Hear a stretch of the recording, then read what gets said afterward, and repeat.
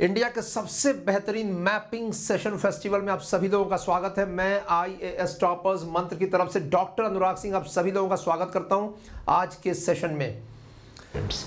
The mining belts of Bihar, let's see. ये देखिए,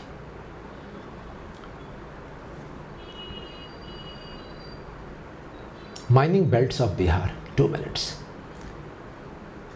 I suppose इस सेशंस के बाद आपको कुछ नहीं पढ़ना है। इसके बाद के स्टडी से लेकर सब कुछ मिलने वाला है एक ही जगह पर। माइनिंग रिसोर्सेज, ये देखिए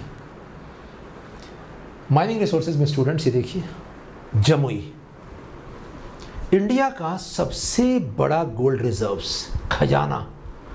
कितना, ध्यान दीजिएगा, 44% of India's gold reserves as per geological survey of India Jamui में है।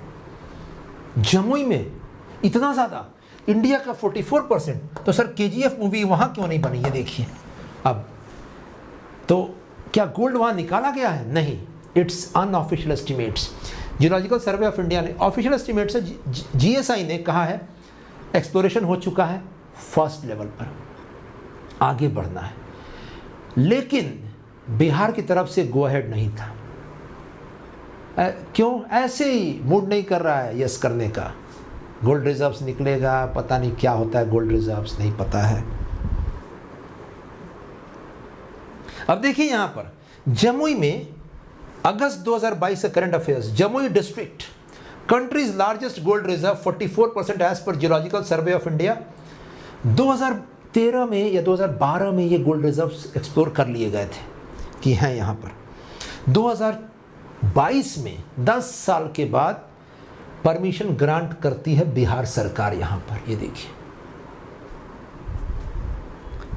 जमुई, UPSC का नास का क्वेश्चन, क्योंकि इंडियन एक्सप्रेस और द हिंदू दोनों जगह कवर किया गया था। 2022 अगस्त, अगर मैं गलत नहीं हूं तो अगस्त 5 या 6 की तारीख थी। It was covered up, it was covered in current affairs. Jamui, India's largest gold reserves 44%, Munger sub division. Is this clear? Tell me students. Administrative divisions clear हुए।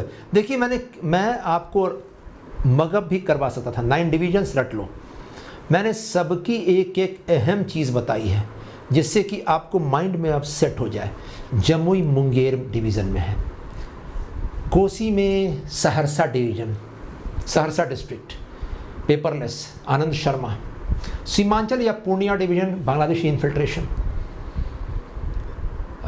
Nalanda division, Magadh division famous for left wing extremism.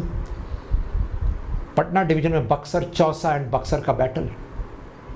And इसके अलावा this Tirhut division, Champaran and Vraj Mahajanapada. That's it. Is this clear? जब बिहार में ज़्यादा mines नहीं पाए थे, जो भी माइंस पाए थे साउथ बिहार में पाए जाते हैं। ये देखिए बॉक्साइट यहाँ पलामू डिस्ट्रिक्ट है झारखंड का, उसी के स्ट्रेच में देखिए। बिहार में अलग से कोई रिसोर्स माइनिंग का नहीं पाया जाता, it's just extension of Jharkhand. यहाँ पर पलामू डिस्ट्रिक्ट से अटैच्ड, ये देखिए रीजन, यहाँ bauxite and gold deposit Jamui में पाया गया है। ये देखिए उसके अलावा limestone, granite, iron ore, lead, zinc, quartz and in some amounts, not that much. That's it. Clear? मुझे बताइए आप लोग एक बार गोल्ड डिपॉजिट का एक बार ये न्यूज़ पढ़ लीजिए आप लोग। अगस्त 2022 का न्यूज़ है करंट अफेयर्स का। देखिए गोल्ड का एक बार देखिए स्टूडेंट्स, ये news have a look. Gandhi ji के बारे में पूछा गया है कि कैसे अलग थे बाकी लोगों से। देखिए Gandhi जी's arrival on the national scene of freedom struggle of India can be said to be an appropriate mixture of the circumstances. Yes, circumstances play a role. And also circumstances क्या थे? एपेक्स लीडरशिप मिसिंग था उस समय India में, और जितने भी leaders थे उस समय तक या फाइट करते, फ्रीडम स्ट्रगल फाइट कर रहे थे जी जान लगाकर, लेकिन आम जनता को वो एलिट लगते थे। कितने भी अपने आप को आइडेंटिफाई करें जनता के साथ में, they were class apart, it looked as if. तो Gandhi ji came up and उस समय जब एपेक्स लीडरशिप वैक्यूम क्रिएटेड था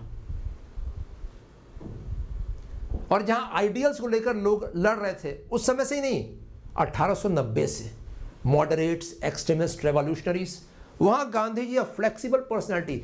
the leadership is all about flexibility too, let me tell you. और उसी समय ध्यान दीजिए, उसमें आइडेंटिफाई करवाना खुद को आम जनता के साथ में, बस बात आगे बढ़ गई। मैं बता दूं स्टूडेंट्स कि यहाँ पर एक सवाल मैं पुटअप करता हूँ यूपीएससी के मेंस के लिए।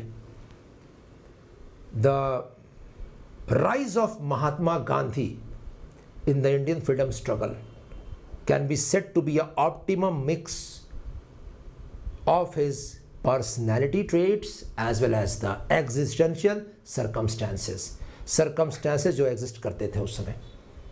सर्कमस्टेंसेस क्या थे, गांधी जी के पर्सनैलिटी ट्रेट्स क्या थे, कैसे दोनों मिले, और 1918-19 के आसपास अराइवल हुआ नेशनल लीडरशिप का इंडिया में। Of course Gandhi ji had, देखिए सबके अंदर कमी होती है, कोई भी इंसान इस संसार में, इस पृथ्वी पर बिना कमी के नहीं है, आप एग्री करोगे। गांधी जी के अंदर भी कमियां थी, बाद में 30s में निकल कर सामने आने शुरू हुई। लेकिन सबसे बड़ी बात थी कि उनके अंदर कमियां कम थी as compare to others. He was very flexible and this is why he went on to lead the freedom struggle for 2 decades almost. When rigidity came inside his personality, of course, the youth didn't follow him.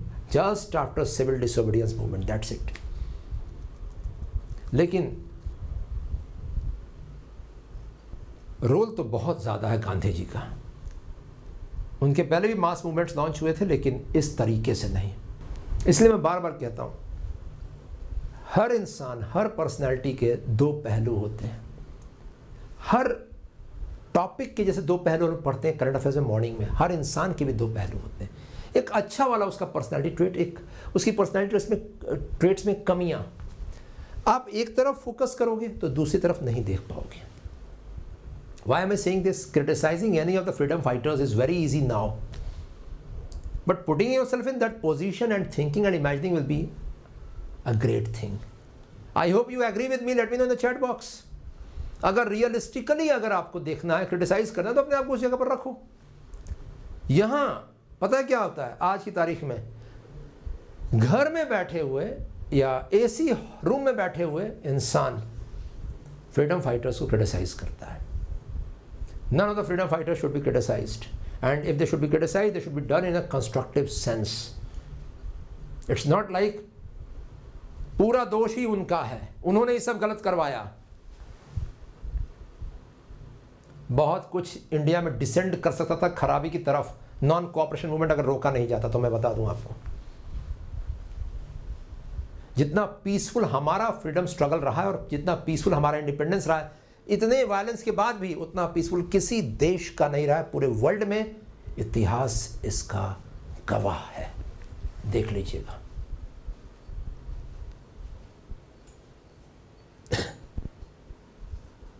Yes, 2026 aspirants can join सक्षम course में बता दूं।